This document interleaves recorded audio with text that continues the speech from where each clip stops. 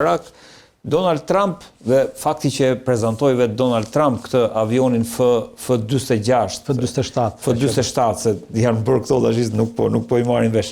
Çfarë është ky avion I gjeneratës së 6 ishte pak a shumë. A mund ta shpjegojmë? Është një avion origjinali I këtij avionit, pra ata që ka pothuajse ka 5 vjet që bëjnë testime fluturimi për një avion të tillë. Numri origjinal I avionit ka qenë F-45. Pra F-45 Condor. Ja ka ndryshuar për shkak se tashmë e kanë bërë F-47 për nder të presidentit amerikan, sepse Trumpi është presidenti I 47 I Amerikës. Prandaj është F-47. Dhe prandaj e quajtën, pra e ka ndruar. Në fillim e ka pasur 10 kur ka dalë. Në fillim ka qenë pjesë sepse do të kemi që parasysh, këto janë pjesë e një programi DARPA. Pra DARPA është një program I vitit 1983, I nisur nga Lockheed Martin në bashkëpunim me Ministrinë e Mbrojtjes të Amerikës, pra Departamentin e Mbrojtjes të Amerikës, dhe është programi strategjik për zhvillimet strategjike sekrete ushtarake. Dhe ky program DARPA, ky ka prodhuar edhe avionin e parë Stealth, pra të padukshëm që është avioni F-117, në vitin 1983. Avioni I padukshëm? Po, që nuk e ka për radari, pra që avioni I parë I padukshëm në vitin 1983. Dhe më prap ka filluar gjitha dhe kjo pjesë, ky projekt I këtij programi është pjesë e programit DARPA XX quhet Futuristic Stealth Flight.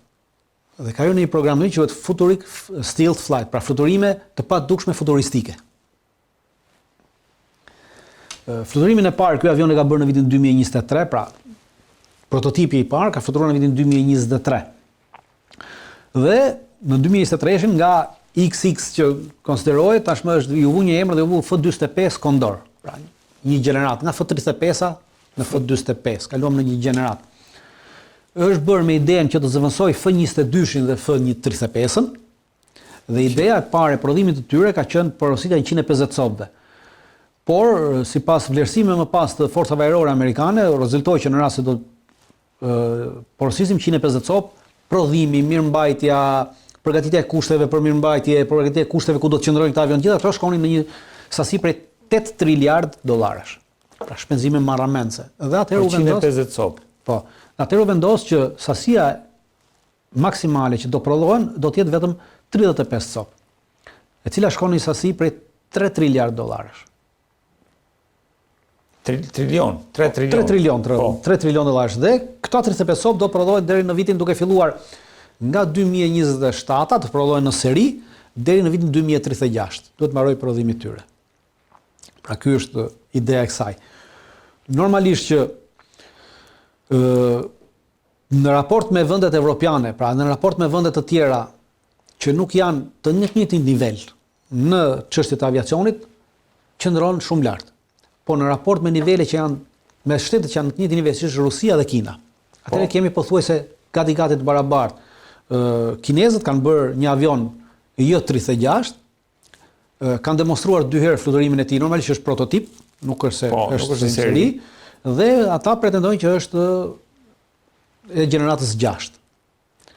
Deri tashti nuk ka dieni, pra të dhëna dhe specifikime teknike nuk ka të publikuara nga ana e tyre, që me parë se është apo s'është gjeneratës 6, por nga paraqitja që dukej pothuajse gati njëjtë si ky avioni që prodhojnë amerikanët. Ndërsa rusët kanë 2 avion që pretendojnë që I kanë të gjeneratës 6, është MiG-41 dhe Su-75. Kanë nga një prototip kanë prodhuar, pra nuk është se janë avion të cilët kanë prodhim serie, pra janë në këtë aspekt.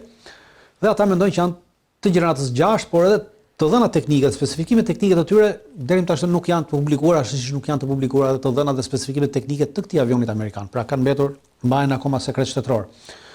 Ajo çfarë është publikuar është që shpejtësia do të jetë 2.2 Mach. Pra 2.2 Mach nuk është një shpejtësi e madhe, por 2.2 Mach drejtani. Është 2 herë mbi shpejtësinë e zërit. Shpejtësia e zërit është 1145 km/h.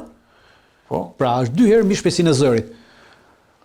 Normalisht neve në Shqipëri, ata që kanë qenë pilotë, ata që kanë qenë në fushën e aviacionit, kur ta ngjojnë të dyre me shpejtësinë e zërit, do nënqeshin, do buzëqeshin për arsye se neve kemi pasur prej vitit 1970 një lloj avioni MiG-21, I cili e kalonte 2.2 herë shpejtësinë e zërit. Pak shumë si ky. Pak shumë si ky. Pra vetëm se me një ndryshim që MiG-21 shkonte kalonte deri në lartësinë 13.000 metra. Pra deri në lartësinë 13.000 metra shkonte, kurse ky avioni shkonte në lartësinë 23.000 metra. Pra ky është ndryshimi i kësaj. Normalisht që është një ndryshim i madh sepse kur lëshon një raketë nga 13.000 metra mund ta kesh lakherdhjen deri te telefoni jot, po kur lëshohesh nga 23.000 metra mund ta kesh deri në fund tavolinës, pra. Rrezja e goditjes së avionit, pra. Normalisht që është shumë përparësi kjo. Problemi tjetër që qëndron është te lloji armatimi që do përdori aktualisht. Amerikanët kanë dy lloj raketash që përdor F-35 dhe normalisht që për momentin janë raketat më moderne që ata kanë dhe që do i përdori edhe ky avion, derisa të prodhojnë raketa të reja moderne. Është raketa AIM-260 e cila ka rrezën e goditjes 200 km, është raketë air-air, edhe është raketë po air-air e mbrojtjes, raketë mbrojtëse që e përdor F-35 është AIM-132 e ka 25 km rrezën e goditjes. Por thash në aspektin që bëhet për avion të tjerë, pra siç kanë avionët e NATO-s, të gjitha vendet e tjera të NATO-s në raport me këtë avion janë zero. Pra ky mund t'i eliminojë, mund të shkojë sepse nuk kanë as raketë të tillë, nuk kanë as sisteme të tilla të gjurmimit, sepse ai ka një sistem të gjurmimit është IRST, që quhet Infrared Search Track, pra gjurmimi me infrared, që bën edhe ajo është në bashkëpunim me Forward Looking Infrared dhe ka një program tjetër të inkorporuar që quhet Forward Looking Infrared, pra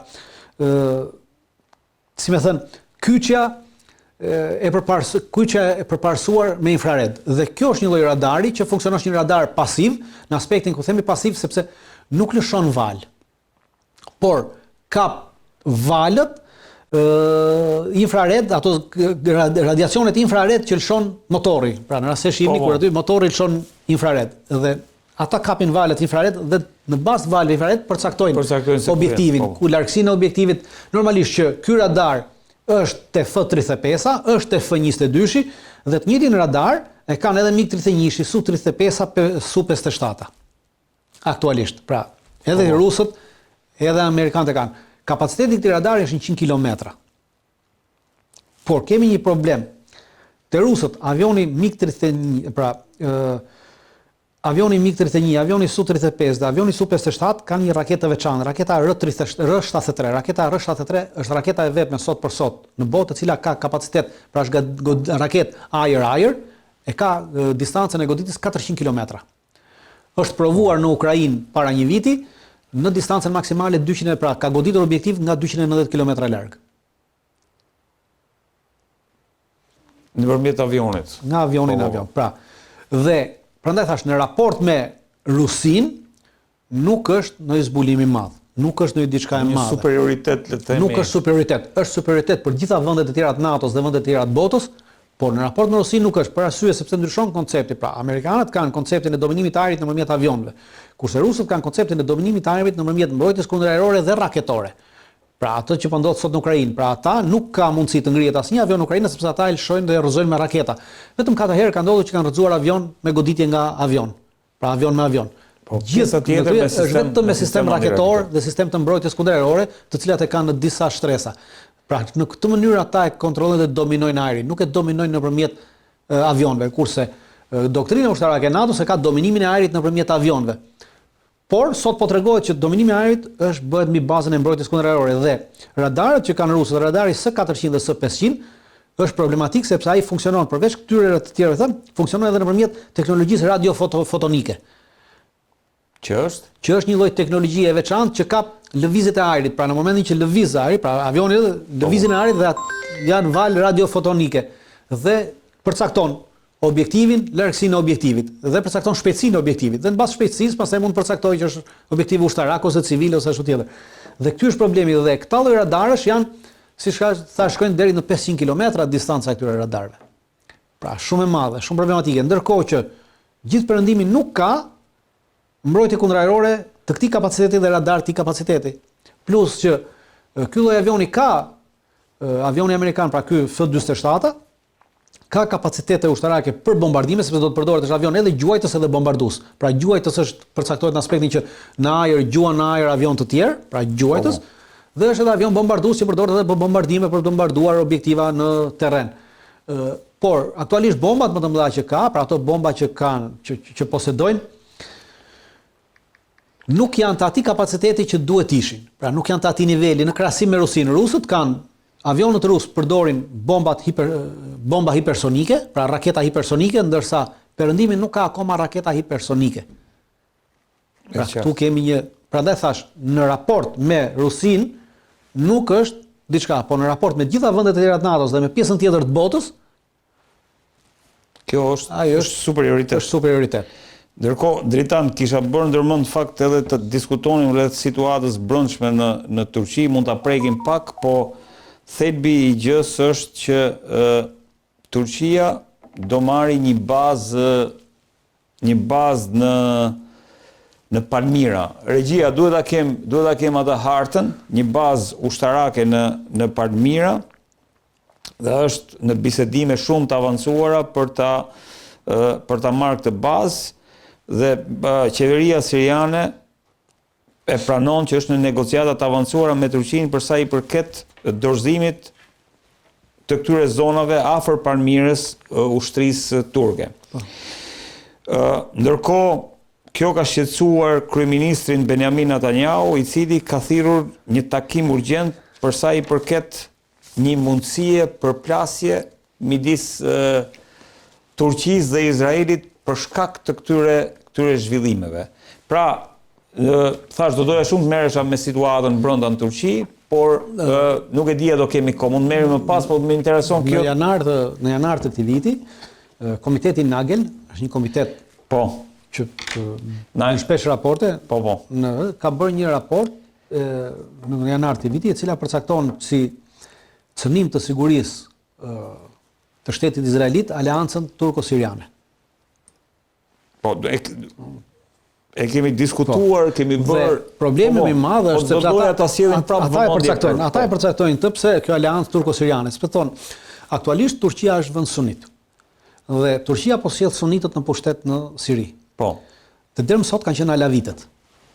Sepse Asadi ka qenë alavit. Tashmë po vinë sunitët. Dhe pavarësisht qëndrimit pasiv të qeverisë siriane aktualisht ndaj veprimtarisë izraelite të shtetit izraelit në territoret siriane. Nesër me forcimin e kësaj qeverie, sunite, automatikisht Turqia do të nxjisë këtë qeveri për të goditur objektivat izraelite dhe për të goditur shtetin izraelit në mënyrë që Turqia, thonë ata, të rrisi fuqinë e saj në gjithë botën sunite, pra në botën arabe, dhe në rajon. Si një fuqi rajonale, dhe përveç që do të nxjisë shtetin e ri sirian, do të nxjisë edhe të gjitha llojet e organizatave terroriste sunite që janë bashkangjitur këtij shteti, të cilat nesër do të dalin jashtë kontrollit, pra nuk mund i kontrollojmë. Jashtë kontrollit si tek emisioni. Po. Dhe problemi tjetër është marrja e këtyre bazave ushtarake. Pra Turqia prej fillimit ka thënë që interesi i saj është marrja e 2 bazave ushtarake. Pra një nga bazat më të mëdha është baza e Palmirës, e cila ka qenë një bazë në cilën janë vendosur edhe forca ruse, të cilat u tërhoqën para 3 muajsh. Në Palmira. Po, në Palmira kishte edhe forca ruse, kryesisht forcat speciale ruse kanë qenë në Palmira, se ato kanë luftuar për të marrë Palmirën atëherë dhe ishin vendosur në atë bazë. Dhe u tërhoqën dhe baza e Palmirës është bombarduar 2 herë nga izraelitët pas tërheqjes të forcave ruse. Pra pas rënies së Damaskut janë tërhequr forcat ruse, janë 2 javë më mbrapa. Problemi tjetër që qëndron kryesor që e shohin izraelitët është se në rast se vendoset Palmira, pra shikoni, Izraeli është këtu. Po. Okej. Palmira është kjo. Kjo që shihni këtu është Irani. Po. Atëherë, në vendosjen e kësaj baze të madhe ushtarake. Komplet kjo pjesa këtu që shihni juve, kjo pjesa këtu, pra nga Palmira